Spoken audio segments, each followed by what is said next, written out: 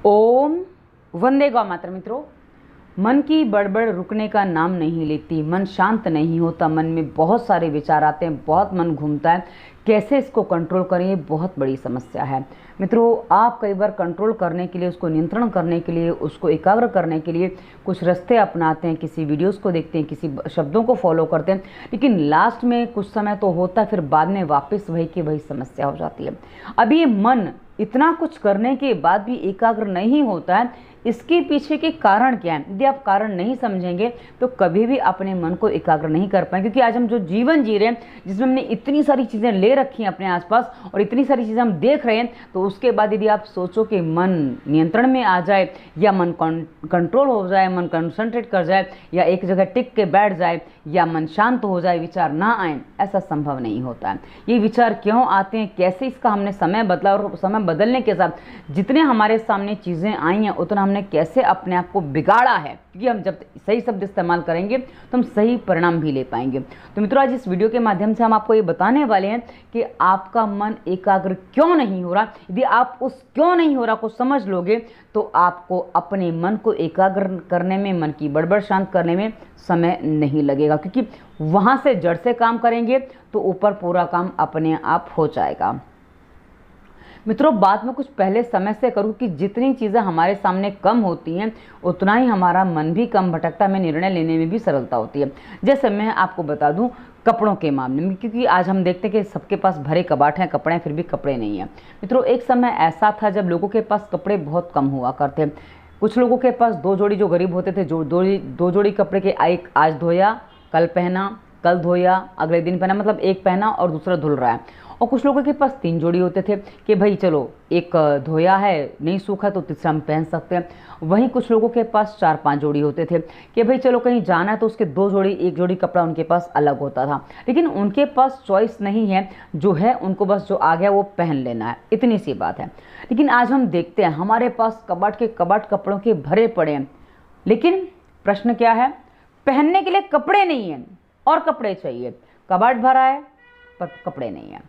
तो ये जो स्थिति है, जब कम थे कोई समस्या नहीं थी, ज़्यादा है तो समस्या है। ये एक विषय हुआ। अब मित्रों, हम दूसरे विषय पे आते हैं, खाने के विषय पे आते हैं। एक समय था मित्रों, घर में या खेत में जो हो रहा उसको तोड़ के लाए, पकाया, खाया। सब्जी है, दाल चावल रोटी जो भी खाया, मतलब मोस्टली भोजन क्या होता था? दाल चावल सब्जी रोटी, किसी चीज़ की चटनी बना ली या कुछ अचार वगैरह घर में बना रखा, वो चीज़ होती थी।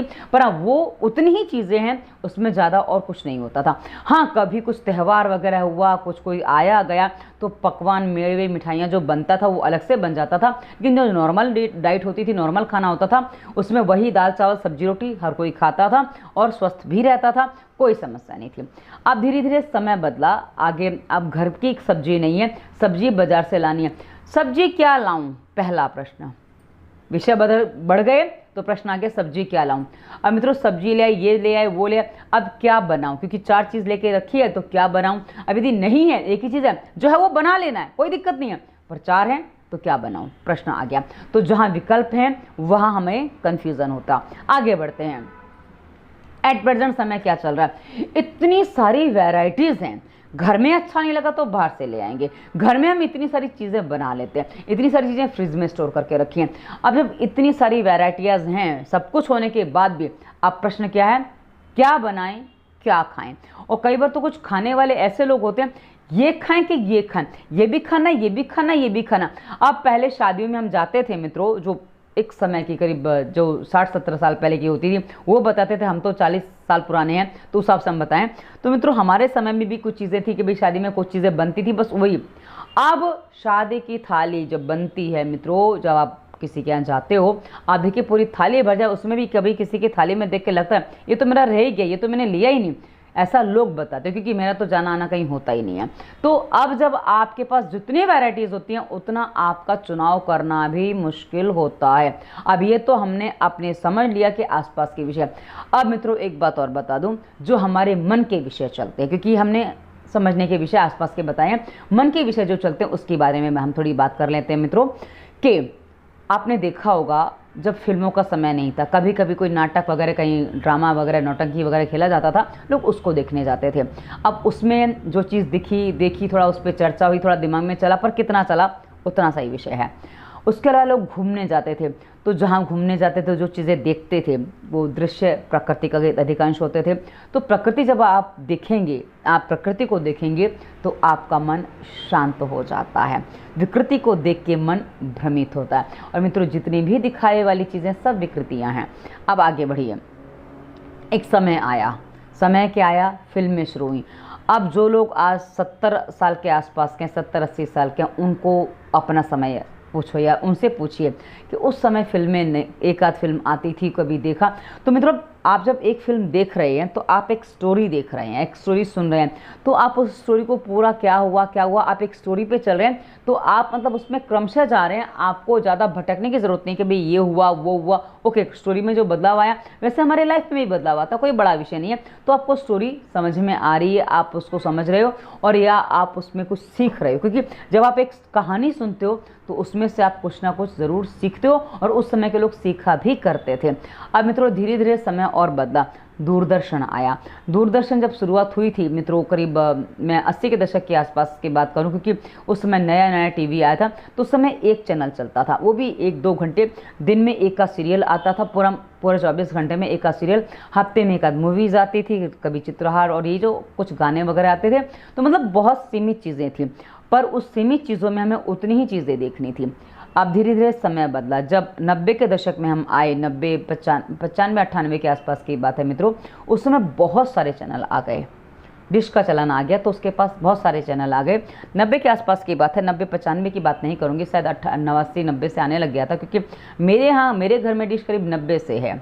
जब मैं 11th में थी तो हम लोग क्रिप्को में शिफ्ट हुए, तो वहाँ डिश लगा हुआ था, तो उस समय काफ़ी विषय आ गए थे। पर हाँ, फिर भी चलो कुछ चीज़ें फिर भी सीमित थीं, आज के दौर से देखें तो सीमित थीं। अब धीरे धीरे मित्रों समय बदला। अब एक दिन में 10 सीरियल, एक दिन में 10 मूवीज़, आप जितनी मूवी चाहो पूरा दिन मूवी देख सकते हो। मतलब कितनी सारी कहानियाँ आप एक दिन में देखो। एक दिन मैंने अपना ही नोटिस किया, अभी कुछ दिनों पहले की बात है, उस दिन मैंने 2 फिल्में देखी हूँ। 2 फिल्में देखी हैं, मुझे पहले कौन सी फिल्म देखी मुझे याद ही नहीं है। मैंने गंगा की लहरें देखी थी, मुझे बड़ी अच्छी लगती थी पहले फिल्म। सालों बाद मैंने उसको दोबारा देखा, मैं भूल गई मैंने दूसरी फिल्म जब कर्मा ने वो ये थी, ये अनिल कपूर की थी, नाम भूल गई अभी उसका। तो अब देखो, नाम याद नहीं आ रहा क्योंकि विषय इतने सारे हैं। मेरी जंग, हाँ। तो क्या है कि पहली दूसरी देखी तो पहली मैं भूल गई कि मैंने क्या देखा था। फिर मैंने बहुत देर याद की ना कौन सी फिल्म मैंने देखी थी, पर मुझे याद ही नहीं आ रहा है। पर बाद में याद आया कि हाँ, मैंने गंगा की लहरें देखी थी। अब आप ये सोचिए कि हमारे पास विषय इतने सारे हैं, अब हम उसमें कुछ याद करना चाहते हैं वो याद नहीं आता है, प्लस नए विषय और मिल जाते हैं। अब एट प्रेजेंट जो लोगों के हाथ में चल रहा है, एक मोबाइल है। मोबाइल में बहुत सारे आधे मिनट के, 15-15, 10-10 सेकंड के, 1-1 मिनट के ढेरों वीडियो। यदि आप 1 घंटा मोबाइल स्क्रॉलिंग करें, क्योंकि एक बार जब स्क्रॉलिंग उंगली घूमना चालू होता है ना मोबाइल पे, फिर वो घूमती चली जाती है, यूं यूं यूं यूं, बस इतनी देर में। तो मित्रों, आप ये सोचिए कि आप एक स्टोरी सुन रहे हैं, वो बात अलग है, एक ढर्रे पे आप चल रहे हैं, लेकिन जब आप इतने सारे विचार, उसमें तुरंत परिवर्तन है। जैसे अभी कोई आपने वीडियो देखा, बच्चे का देखा, अभी आपने किसी बुढ़ापे का देख लिया, अभी आपने शादी का देखा, अभी आपने किसी की मृत्यु का देख लिया या कुछ और देख लिया। मतलब ये कंटिन्यू आपके माइंड के विचार चेंज होते रहते हैं, कंटिन्यू चेंज होते हैं। अब मैं आपको एक छोटी सी बात और बताऊं, इसको और विस्तार से समझने के लिए, कि आप एक जगह पर बैठे हैं, आप आराम से बैठे हैं, आपको कोई बोले यहाँ से उठ के यहाँ बैठ जाओ, आप एक बार बैठ जाओगे, दिक्कत नहीं है। कोई आपको 5-10 बार एक ही मिनट में या 15 मिनट में 5-10 बार उठा के बिठाए, आप बोले क्या है, बैठा रहने दो ना एक जगह पे, आप परेशान हो जाओगे। मित्रों, आप शरीर से कुछ करने में परेशान हो जाते हो। अब वही आपका मन है, आपका मस्तिष्क है, आप उसको 1 घंटे में 60 से लेकर 100, 150, 200 तक विचार दे देते हो, वो भी आंखों के दृश्य के साथ। क्योंकि मित्रों, एक बात बता दूं, जब कोई चीज़ आप आंखों से देखते हो ना, वो आपके दिमाग पे उसकी छाप बन जाती है।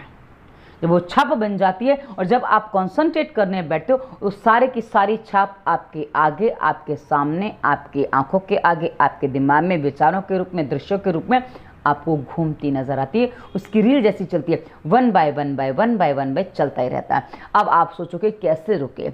जब आप अपने मन को विचार देना कम कर दोगे, आप अपनी आंखों को दृश्य कम दोगे, तो मन को विचार कम हो जाएंगे, तभी आपका मन कंसंट्रेट कर पाएगा। अब आप सोचो किसी के शब्दों के सहारे आप कंसंट्रेट कर लो। मित्रों, आप अपने मन को बहला सकते हो, फुसला सकते हो कि चलो मैंने ये कर लिया, लेकिन वहां भी आप किसी के शब्दों पर चलने का प्रयास कर रहे हो, आप कंसंट्रेट नहीं कर रहे हो, आप एकाग्र नहीं हो रहे हो।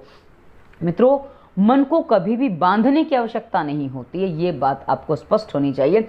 मन जितना खुला रहेगा उतना ही वो बंधा रहेगा। जी हाँ, आप बोलेंगे कैसे बंधा रहेगा, खुला रहेगा? तो मित्रों, मन को फ्री छोड़ दीजिए। उसके बाद, क्योंकि आप बांधने की कोशिश कर रहे हैं, आपने उसको कुछ विषय दे दिए, जो आपने मोबाइल में देखो विषय आपने दे दिए, जो दृश्य देखो वो आपने दे दिए, तो आपने उसमें मन को बांध दिया है। जो आपने देखा सुना उसमें मन को बांध दिया। अब जब आपने मन को उसमें बांध दिया तो उससे आपका मन मुक्त नहीं हो पा रहा है। जब उससे मुक्त नहीं होगा तो आपका मन एक जगह टिकेगा भी नहीं। उसको मुक्त करने के लिए आपको उसको खुले आसमान में छोड़ना होगा।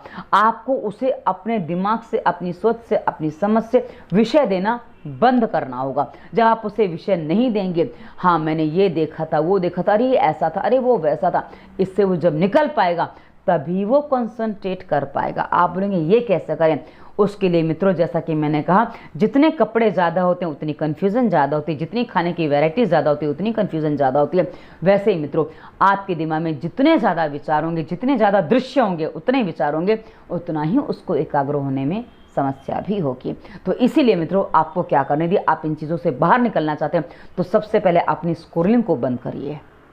आप जिस विषय को सुनते हैं उसको ध्यान से सुनिए। आप लोग कई बार कहते हो कि मैं वीडियो जो बनाती हूँ उसमें कुछ दृश्य वगैरह क्यों नहीं डालती, क्योंकि आप वो दृश्य देख के उसके आदी हो जाते हो, इसलिए आप वो चीज़ करने लग जाते हो। अब मैं जो वीडियो बनाती हूँ, यदि आप मेरी वीडियो देखना छोड़ के, जहाँ मैं व्यायाम वगैरह बताती हूँ आप देखना है वहाँ ज़रूरी है, पर ये जो वीडियो मैंने बनाया इसको मात्र आप सुनते रहिए, आप उसको समझ सकते हैं। पर यदि मैं दृश्य इसमें दूंगी तो उस वीडियो के साथ, मेरे शब्दों के साथ आपको दृश्य भी साथ में चलेंगे कि हाँ यहाँ ऐसा दृश्य था, ये ऐसा था, ये ऐसा था, ये ऐसा था। वो सारा का सारा आपके माइंड को बांध देता है, और जब वो बंध जाता है तो फिर वो मुक्त नहीं हो पाता। और जब मुक्त नहीं होता है तो वो अपने आप को, आप नोटिस करिए, एक जानवर है, एक घोड़ा मान लो, घोड़ा या कुछ भी मान लो कि वो खुला हुआ था, अब आपने उसको एकदम से बांध दिया, अपने यही बैठना है, वो क्या करेगा? बहुत छटपटाएगा, उसका मन नहीं करेगा। वैसे ही आपने अपने दिमाग को इतने सारे विचार दे दिए, अब उसको बोलो कि एक जगह बैठ जा, नॉट पॉसिबल, संभव ही नहीं है। पॉसिबल करना है तो उतने सारे विचार हटा दीजिए, उतनी सारी चीज़ें देखना बंद कर दीजिए। अब बोलेंगे फिर कैसे होगा? फिर मित्रों आप एक काम करिए, उसके बाद दृश्य अपने अंदर से हटाइए, देखना बंद करिए। उसके बाद आप कहीं भी अपने घर की छत पे चले जाइए और उसके बाद आप आसमान को देखिए, या आप सामने कुछ पेड़ वगैरह दिख रहे हैं उनको देखिए। शांति से देखिए, कोई दिक्कत नहीं है, बहुत शांति से आप आधे घंटे उस पेड़ को देखिए और उसमें देखिए और क्या क्या चीज़ें हैं। पेड़ की पत्तियों को देखिए, क्योंकि प्राकृतिक है। आप जब एक पेड़ को देखेंगे, एक ही पेड़ को देखते रहिए, कोई समस्या नहीं है। या आसमान को देखिए, जो आपके सामने दिख जाए, पर कोई भी प्राकृतिक चीज़ आप देखिए।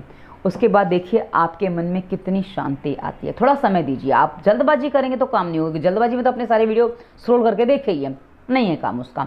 तो आप क्या करेंगे? आप वो करेंगे। उसके अलावा आप कहीं किसी पहाड़ी एरिया यदि आपके आसपास है, या अपने घर से बाहर निकल के थोड़ा ऐसी जगह चले जाइए जहाँ खेत हो, या कुछ ऐसी जगह जहाँ घर नहीं हो, लोग नहीं हो, और थोड़ा ऐसे बगीचे में जाके बैठ जाइए। वहाँ भी किसी ऐसी चीज़ को देखिए जो प्राकृतिक हो।